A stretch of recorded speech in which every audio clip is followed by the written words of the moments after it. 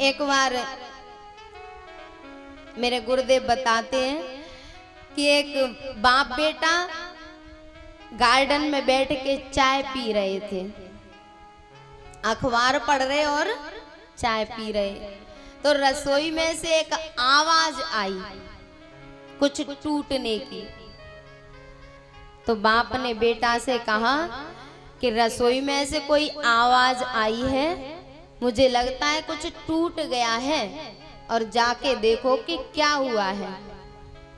वो लड़का खड़ा नहीं हुआ। फिर दोबारा बाप ने कहा कि क्यों, मैंने तुमसे कहा है कि रसोई में जाके देखो क्या हुआ है। लड़का फिर भी खड़ा नहीं हुआ। जब तीसरी बार बाप ने एकदम झुंझला के कहा कि तुझे सुनाई नहीं देता, मैं कह रहा हूं रसोई में जाके देख क्या टूटा है और किसने तोड़ा है। लड़का ने धीरे से कहा मम्मी ने तोड़ा है।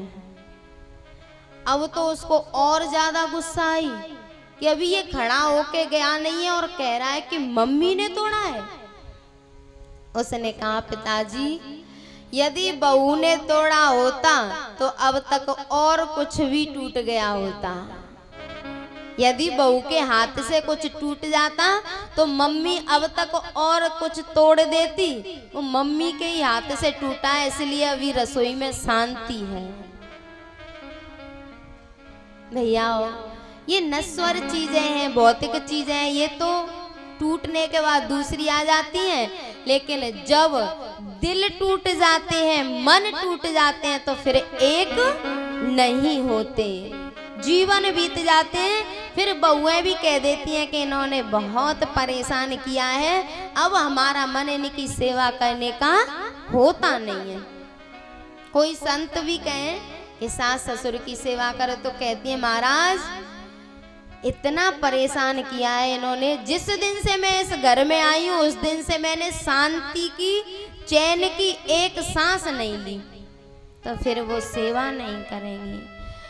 और भैया सास तो ऐसी होती ही है, खैर अनुशासन करती हैं, लेकिन जो संस्कारवान बेटी होती हैं वो ऐसी सासों की भी सेवा करती हैं, क्योंकि जो अच्छी सास की सेवा कर ले वो फिर बहुत ज्यादा अच्छी बहू नहीं है, क्योंकि सास अच्छी है, सास का स्वभाव सेवा करवा रहा है।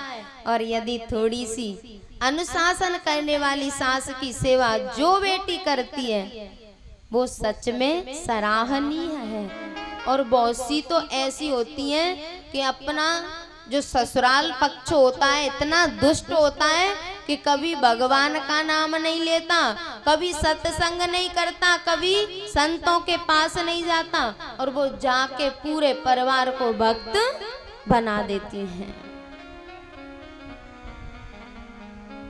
एक बार एक नई बहू अपनी ससुराल में आई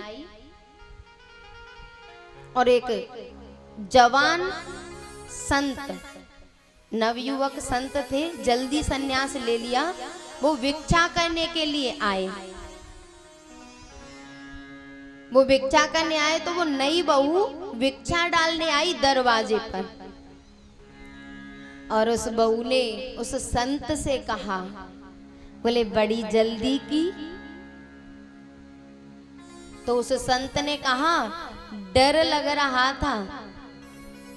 संत और बहू बात कर रहे हैं और ससुर सुन रहा है इन बातों को। उसने कहा कि बड़ी जल्दी की, संत ने कहा डर लग रहा था। फिर संत ने उससे पूछा, बोले ताजा खाते हो? बहू ने कहा महाराज ताजा कहाँ नसीब में रखा है, बासी खाते हैं। अब तो ससुर के दिमाग के फ्यूज उड़ गए कि जी कैसी बहू, कल घर में आई है, बाबा जी से बातें कर रही है और झूठ बोल रही है कि हम बासी खाते हैं। उसने तो उसके मायके वाले बुला लिए और पूरे गांव के पंच पटेल इकट्ठे कर लिए और पंचायत बिठा दी। बोले हमारा फैसला करो, ये कल की बहू और बाबा जी से बात कर रही और झूठ बोल रही। पंचों ने कहा बेटा तुमने बाबा जी से क्या कहा? उसने कहा महाराज मैंने उससे कहा था कि बड़ी जल्दी कर दी। 20 साल का साधु था तो मैंने उससे ये कहा कि इतनी जल्दी सन्यास क्यों ले लिया। तो उसने मुझसे कहा कि संसार से डर लग रहा था कि कहीं विवाह हो गया तो फिर मैं संत नहीं बन पाऊंगा, बंधनों में फंस जाऊंगा, इसलिए जल्दी संत हो गया। उन्होंने कहा भैया बहू तो बड़ी संस्कारवान है, बड़ी भक्त है देखो, और तू ऐसी बहू से भी परेशान है। उसने कहा ठीक है इस बात को तो मैं मान लेता हूँ, लेकिन इसने कहा कि हम बासी खाते हैं। फिर पंचों ने पूछा कि बेटा तुमने ऐसे झूठ क्यों बोला। उसने कहा कि वो संत मुझसे पूछ रहे थे कि तुम ताजी खाते हो, अर्थात तुम अब पुण्य धर्म कर रहे हो उसका फल पा रहे हो या पुराने पुण्यों का। तो उसने कहा कि अब तो मेरे घर में कोई संत भी नहीं आते, कोई धार्मिक कार्य नहीं होता, पिछले जन्म में कुछ अच्छा करके आए उसका फल है कि आराम से खा पी रहे हैं। तो बताओ इसमें मैंने क्या गलती कर दी।